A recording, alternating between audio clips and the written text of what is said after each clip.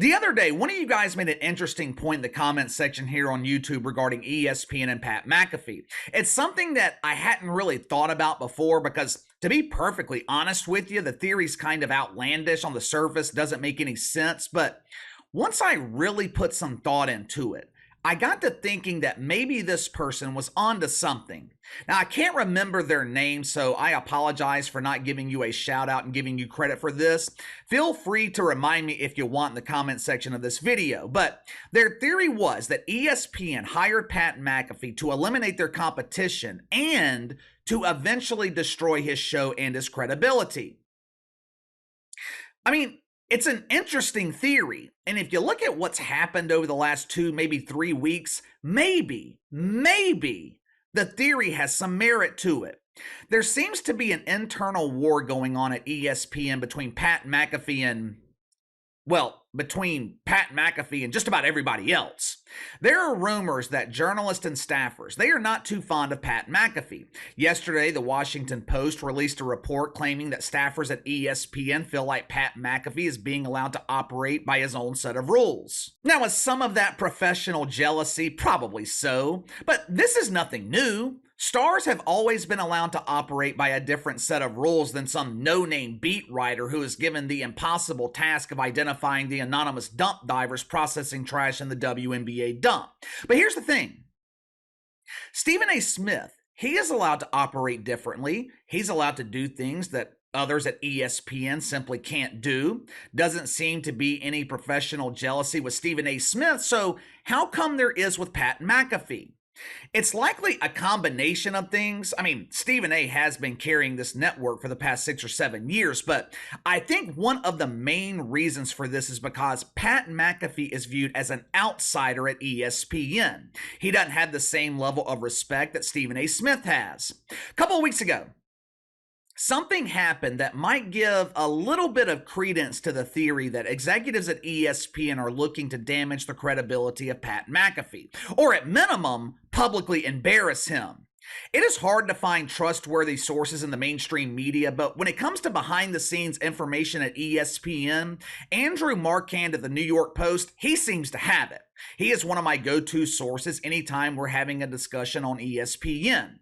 2 weeks ago, he reported that Pat McAfee's paying Aaron Rodgers to appear on his show every week. He claimed that Aaron Rodgers had made well over $1 million from his appearances on the Pat McAfee Show. I mean, that's not really a startling revelation. Professional athletes, they are paid all the time to appear on talk radio. When Eli Manning was playing with the Giants, he was being paid $250,000 every season to appear weekly on WFAN. And why wouldn't they be paid? Their time is valuable. Everyone else on the show is being paid to be there, so why shouldn't the athletes be compensated? Now, there are some reports claiming that Aaron Rodgers receives $1 million per episode per appearance. Other reports claim that he's just been paid over $1 million throughout the time that he's been on the show. The number, though, really doesn't matter. If he's paid $1 million per appearance, good for Aaron Rodgers and good for Pat McAfee because it means Aaron Rodgers is printing money for his show. But the reason this revelation was surprising is because how did the New York Post get access to that information? Who told them about it? It damn sure wasn't Pat McAfee. He was pissed off that the information was leaked. Damn sure wasn't Aaron Rodgers. Why would he screw himself out of $1 million paycheck? More than likely, there's only a handful of people with access to that information. Pat McAfee, maybe some of his co-hosts, Aaron Rodgers, and executives at ESPN. So, who do you think leaked that information to the New York Post? Pat McAfee addressed the leak on his show. He said, all the suits at ESPN who told the New York Post to write this article to make me look bad, your time is coming! Then he goes all the way back to 1997 to do an absolutely horrible impersonation of Shawn Michaels and DX by pointing at his crotch to tell executives at ESPN to suck it. You better be careful, Mr. McAfee. Some of these guys at ESPN, they might take you up on that offer. And I highly, highly recommend that you not do that when you're visiting Club Shay Shay. But what does that mean? Your time is coming. I don't know about you guys, but that sounds like a threat to me. It sounds like Pat McAfee is threatening his bosses at ESPN. But KC, they're not really his bosses. His show is allowed to run independently. ESPN just has the show licensed so they can broadcast it. Yeah.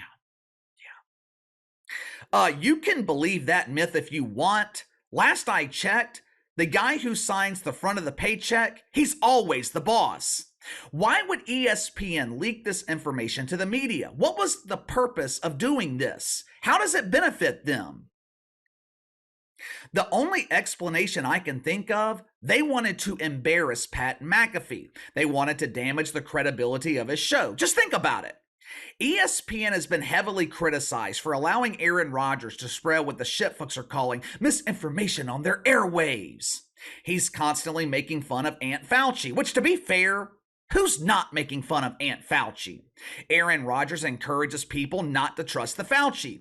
He calls Travis Kelce Mr. Pfizer, which is partially true. As it turns out, Travis Kelce, he's a dual identifier. He chooses to identify as Mr. Pfizer as well as Mr. Swiffer. Now, this is just my opinion, but I think the suits at ESPN leaked this information to the New York Post to discredit Aaron Rodgers' appearance on the show. It paints the narrative that he's paid to be there, or maybe he is paid to say what he is saying. But let's get back to the threat from Pat McAfee. He tells his bosses at ESPN, "Your time is coming." What does that mean? What does that mean? The marriage between ESPN and Pat McAfee, it seems to be built on a shaky foundation. Hell, it's not even a foundation at this point. This house is built on the sand. Sand that could be better used to stop the water from sinking this Titanic.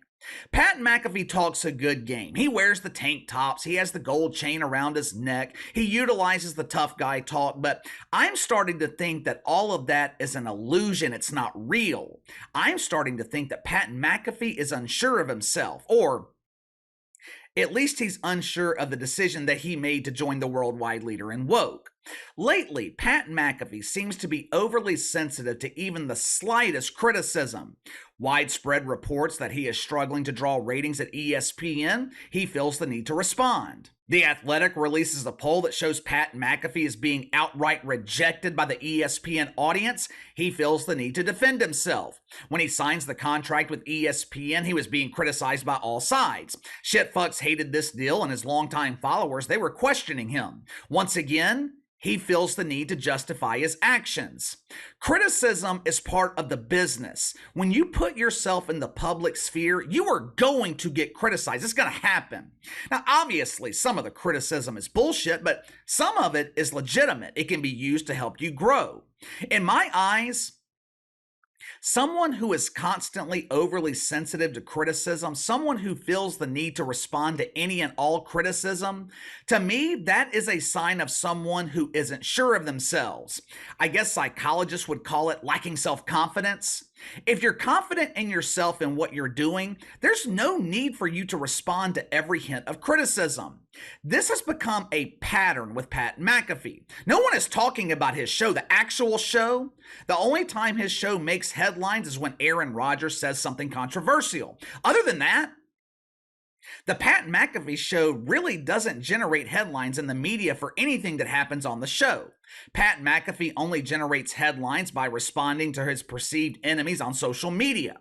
For years, Pat McAfee lived in this protected YouTube bubble. He had his hardcore fan base who filled his comment section with nothing but praise. The show was fun. Some people found it entertaining. He's receiving thousands and thousands of likes and comments every day. For the most part, he wasn't receiving any real criticism. He was like the golden child who built his own platform.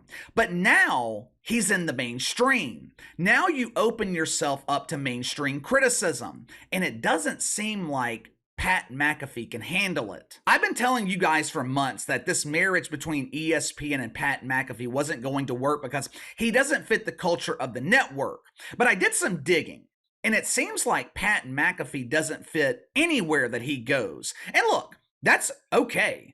If anyone understands what it's like to not work well with others, it's me. I get it.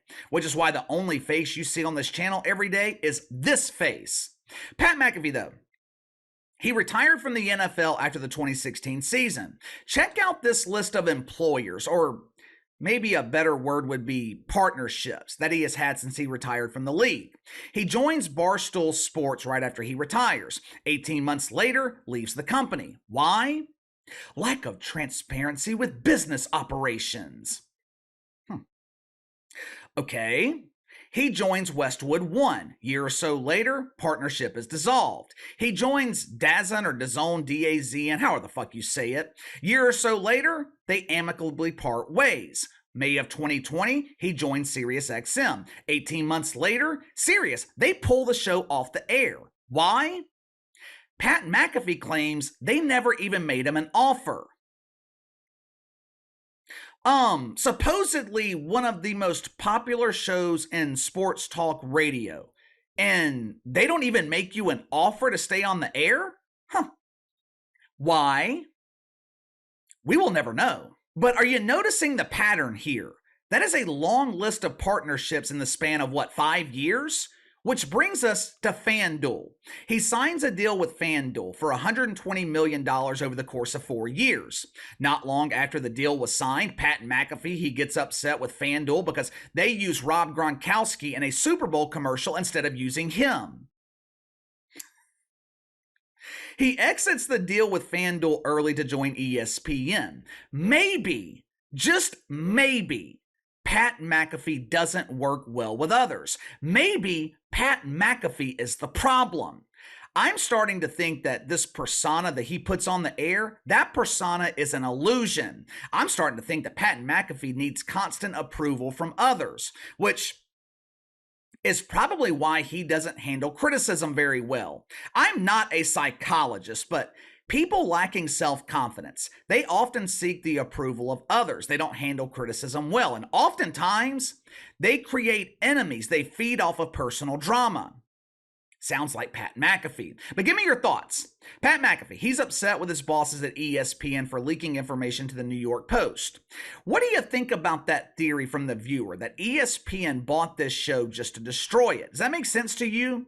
Also, just give me your thoughts on Pat McAfee in general. Could he be the actual problem?